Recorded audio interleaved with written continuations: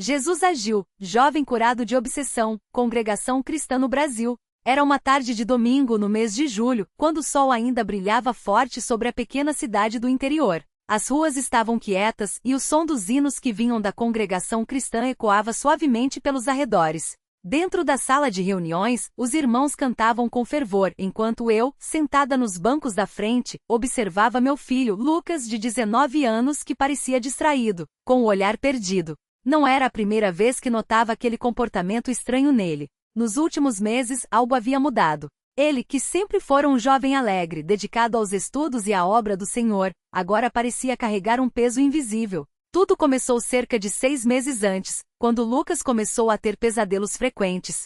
Ele acordava no meio da noite, suando frio, com o coração acelerado, e dizia que tinha visto coisas ruins em seus sonhos. No início, pensei que fosse apenas o cansaço dos estudos ou alguma preocupação passageira, mas os pesadelos só pioravam. Certas noites ele gritava no sono, e eu, assustada, corria para o quarto dele tentando acalmá-lo. Uma vez, ao acordar, ele me olhou com um medo que nunca tinha visto antes e sussurrou: "Mãe, tem algo me perseguindo." Aquelas palavras me gelaram a alma. Com o passar das semanas, os sintomas foram se agravando. Lucas passou a ter dores de cabeça constantes, uma pressão na nuca que não passava com nenhum remédio. Ele reclamava de uma sensação de algo apertando sua mente, como se uma mão invisível estivesse esmagando seus pensamentos. Em alguns momentos ficava tão confuso que não conseguia sequer terminar uma frase. Uma tarde, enquanto ajudava na limpeza da sala de reuniões, ele parou de repente, segurou a cabeça com as mãos e começou a chorar sem motivo aparente. Os irmãos que estavam por perto se aproximaram, preocupados, e um dos anciãos, irmão João, colocou a mão em seu ombro e perguntou: "O que está acontecendo, meu irmão?" Lucas apenas balançou a cabeça, incapaz de explicar. Foi então que comecei a perceber outros sinais. Ele evitava ficar sozinho, especialmente à noite. Se eu saía da sala por alguns minutos, ele me chamava com urgência, como se tivesse medo de que algo ruim acontecesse. Certas vezes, enquanto orávamos em família, ele se agitava, como se estivesse sendo incomodado por alguma presença. Uma noite, durante a oração, ele de repente se levantou pálido e disse: "Não consigo orar. Tem algo me impedindo." Aquilo me deixou apavorada. Sabia que não era apenas uma crise de ansiedade ou um problema psicológico. Havia algo espiritual acontecendo.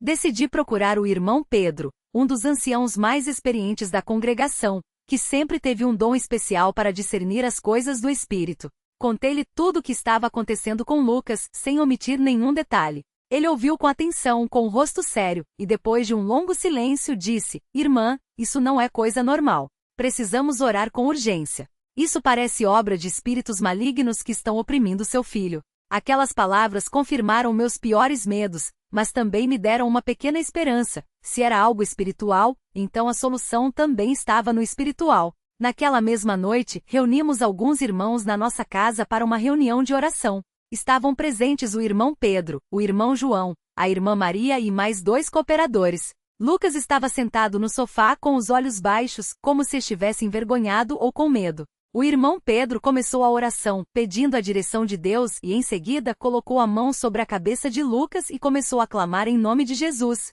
Foi então que algo inesperado aconteceu. Lucas de repente se contorceu no sofá, como se estivesse sentindo uma dor intensa. Seu rosto se distorceu, e ele começou a respirar com dificuldade. Os irmãos seguraram suas mãos, e o irmão João, com voz firme, ordenou: "Em nome de Jesus, qualquer espírito maligno que esteja oprimindo este jovem, saia agora." Lucas gritou, como se algo estivesse sendo arrancado dele. Sua voz não era mais a dele, era gutural, rouca, cheia de ódio. "Não vou sair. Ele é meu", disse aquela voz estranha. Meu coração quase parou. Nunca tinha presenciado algo assim tão de perto. Os irmãos não se abalaram. Continuaram orando com mais intensidade, citando as Escrituras, declarando o poder do nome de Jesus. O irmão Pedro, com autoridade, disse: "Satanás, o Senhor te condena. Em nome de Jesus, solte este jovem agora." Lucas começou a tremer violentamente e de sua boca saíram palavras que nunca imaginei ouvir. Blasfêmias, ameaças, coisas que não vou repetir aqui, tão horríveis que me fizeram chorar. Mas os irmãos não desistiram. Eles sabiam que a vitória já estava garantida no sangue de Cristo. Depois de quase 1 hora de intensa batalha espiritual, Lucas de repente se acalmou. Seu corpo relaxou, e ele abriu os olhos confuso, como se estivesse acordando de um sono profundo. Olhou para mim e perguntou com a voz fraca: Mãe, o que aconteceu? Abracei-o com força, chorando de alívio. Os irmãos também se emocionaram, e o irmão Pedro, com os olhos cheios de lágrimas, disse: Glória a Deus! O inimigo foi vencido. Mas sabíamos que a batalha não havia terminado. Ainda havia muito o que fazer. Nos dias seguintes, Lucas passou por um período de grande fraqueza espiritual. Ele se sentia esgotado, como se tivesse lutado uma guerra. Certas vezes ainda tinha flashes daqueles pensamentos ruins, mas agora conseguia resistir, clamando pelo nome de Jesus. Os irmãos continuaram visitando nossa casa, orando conosco, fortalecendo nossa fé. O irmão Pedro nos orientou a ler certos trechos das Escrituras em voz alta, especialmente os salmos de proteção e as passagens que falam da autoridade de Cristo sobre todo o mal. Uma noite, enquanto estávamos lendo o Salmo 91, Lucas de repente parou e disse: Mãe, eu sinto que ainda tem algo aqui. Não é como antes, mas sinto uma presença, como se algo estivesse tentando voltar. Aquilo me assustou, mas o irmão João, que estava conosco, disse com firmeza: Não é nada demais para Deus. Vamos orar novamente. Desta vez a oração foi mais curta, mas cheia de fé. O irmão João ungiu Lucas com óleo, como manda a palavra, e declarou: Em nome de Jesus, qualquer resquício de mal que ainda esteja aqui, é expulsado agora pelo poder do Espírito Santo. Desta vez, não houve gritos nem contorções. Apenas uma paz profunda encheu o ambiente. Nos dias que se seguiram, Lucas foi se recuperando aos poucos. Seu sono melhorou, os pesadelos desapareceram, e ele voltou a ter alegria no coração. Começou a participar novamente das reuniões com entusiasmo, cantando os hinos com fervor, como fazia antes. Uma tarde, enquanto estávamos sentados no quintal, ele me olhou e disse: Mãe, eu não sei como agradecer a Deus por tudo o que ele fez por mim. Eu senti como se estivesse preso em um lugar escuro, e de repente, uma luz forte me libertou. Aquelas palavras me emocionaram profundamente. Sabia que aquilo não era apenas uma cura física ou emocional. Era uma libertação espiritual, um milagre operado pelas mãos do nosso Senhor. Uma semana depois, durante a reunião de domingo, o irmão Pedro pediu que Lucas desse um breve testemunho do que havia passado. Ele se levantou, tímido a princípio, mas com a voz firme, contou como tinha sido oprimido por forças das trevas e como Deus, através das orações dos irmãos, o havia libertado. Muitos choraram ao ouvir sua história, e vários jovens se aproximaram dele depois, pedindo conselhos e orações. Foi um momento de grande edificação para todos nós. Hoje, quase um ano depois daqueles dias difíceis, Lucas está completamente restaurado. Ele não só voltou a ser o jovem alegre e dedicado de antes, como também se tornou um instrumento nas mãos de Deus para ajudar outros que passam por lutas semelhantes. Ele agora faz parte do grupo de jovens que visita os enfermos e ora pelos necessitados, levando a mensagem de esperança que um dia recebeu. Quando olho para trás e lembro daquele tempo de angústia, só tenho gratidão no coração. Aprendi que mesmo nas piores batalhas, Deus nunca nos abandona. Ele ouve o clamor do seu povo e age com poder. Não foi fácil, não foi rápido, mas a vitória veio. E veio de uma forma tão clara que não há como duvidar. Foi Jesus quem agiu. Que este testemunho sirva para fortalecer a fé de quem está passando por provações. Não importa quão escura seja a noite, a luz de Cristo sempre brilhará mais forte. Não importa quão forte seja o inimigo, o nome de Jesus é acima de todo nome. E quando os servos de Deus se unem em oração com fé e perseverança, não há mal que possa resistir. A Deus toda glória, honra e louvor, pelo que Ele fez e continua fazendo em nossas vidas. Que seu santo nome seja engrandecido para sempre. Amém. Lembro como se fosse hoje da primeira vez que Lucas voltou à congregação depois daquela noite de libertação. Ele entrou tímido, com os olhos ainda marcados pelo cansaço da batalha, mas havia algo diferente nele, uma paz que não existia antes. Os irmãos o receberam com abraços apertados, alguns chorando, outros apenas sorrindo em silêncio, como quem reconhece um milagre. O irmão que presidia a reunião naquele dia, ao vê-lo, parou por um instante a leitura da palavra e disse com voz firme: Meus irmãos, hoje temos aqui uma prova viva de que Deus ouve e responde. Este jovem que está entre nós foi tirado das garras do inimigo não por força humana, mas pelo poder do nome de Jesus. Que isto nos anime a confiar mais nele. Lucas sentou-se no banco da frente, perto dos irmãos mais idosos, como se buscasse proteção na experiência daqueles que já haviam visto muitas vitórias do Senhor. Durante o culto, quando os hinos eram entoados, sua voz, antes fraca e trêmula, agora se juntava às outras com uma convicção que comovia. No Glória a Deus nas alturas, quando cantamos pela fé, vence o mundo, pela fé, vemos a Deus, seus olhos se encheram de lágrimas novamente. mas desta vez eram lágrimas de gratidão. Depois da reunião, muitos se aproximaram para apertar sua mão ou colocar as mãos sobre seus ombros, como que dizendo: nós oramos por você e Deus atuou. Nos dias que se seguiram, Lucas começou a frequentar as reuniões de estudo bíblico com uma sede que impressionava. Ele anotava tudo, fazia perguntas, pedia aos irmãos mais velhos que explicassem passagens que falavam sobre a autoridade do nome de Jesus e a proteção divina. Uma irmã, dona de casa e serva fiel há décadas, certo dia lhe disse: filho, você está colhendo o que plantou em lágrimas. Agora é hora de regar essa planta com a palavra para que ela dê frutos. Ele guardou aquelas palavras no coração.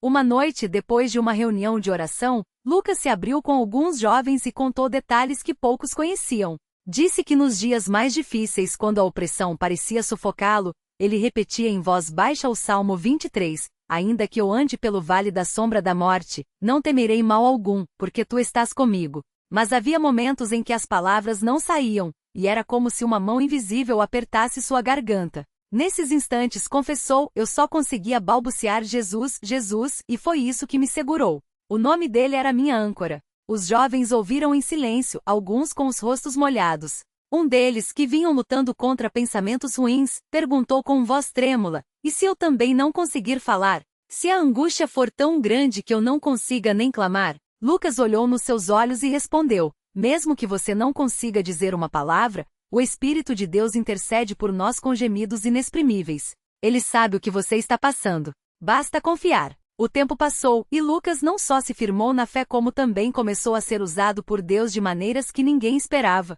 Certa tarde, enquanto visitava um irmão enfermo com outros jovens, ele sentou-se à beira da cama e começou a ler o capítulo 9 de Marcos, onde Jesus libera um jovem em possessão.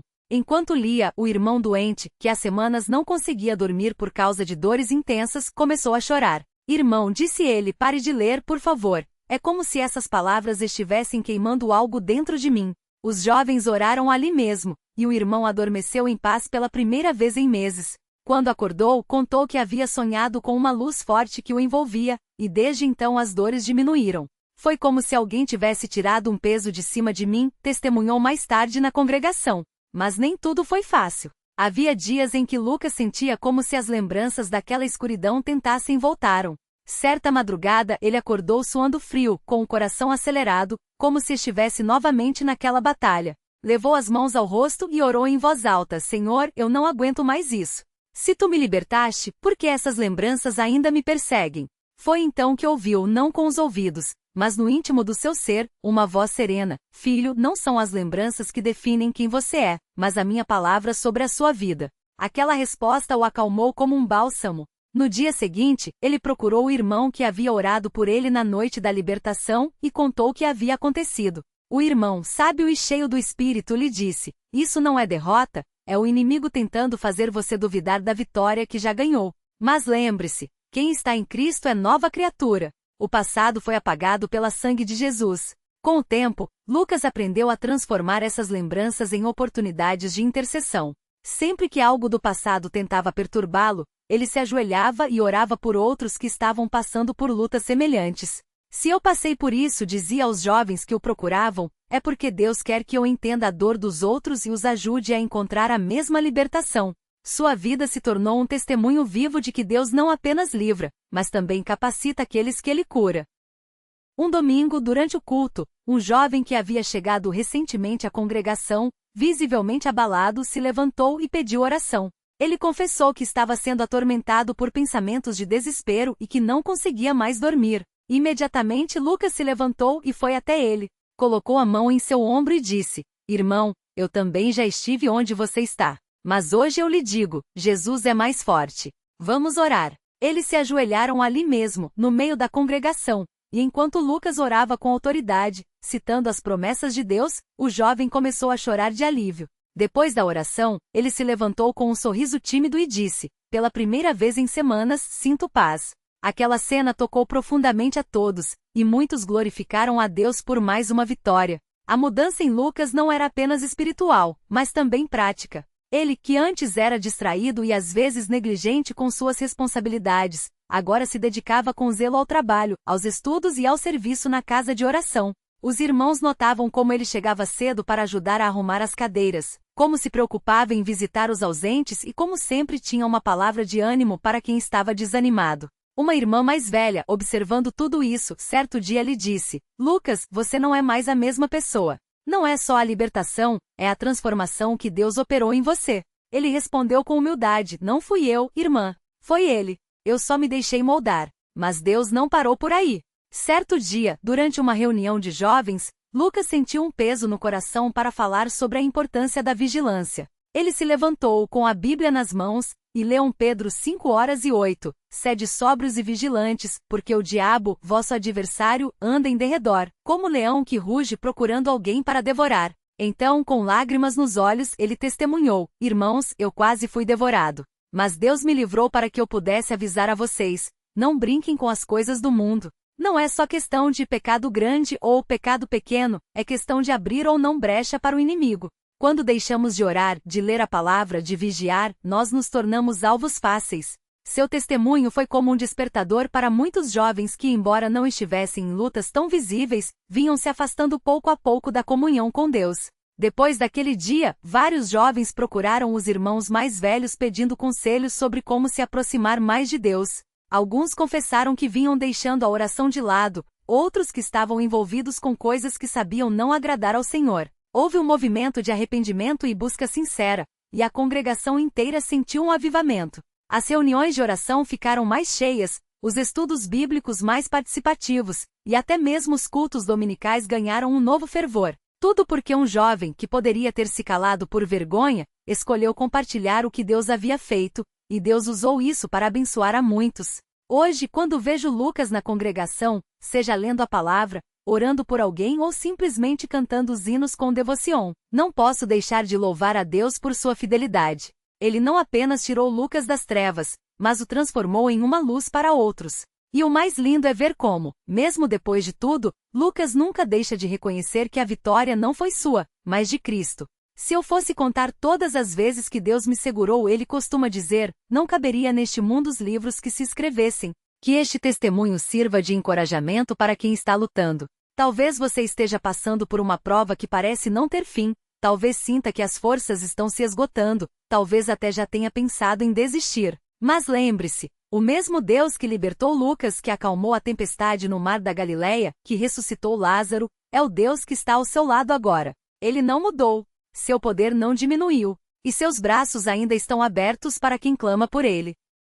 Não importa quão profunda seja a escuridão que você enfrenta, a luz de Cristo é mais forte. Não importa quão forte seja a voz que sussurra a derrota, a voz de Deus fala vida. E quando os servos do Senhor se unem em oração com fé sincera, não há cadeia que não se quebre, não há mal que não seja vencido.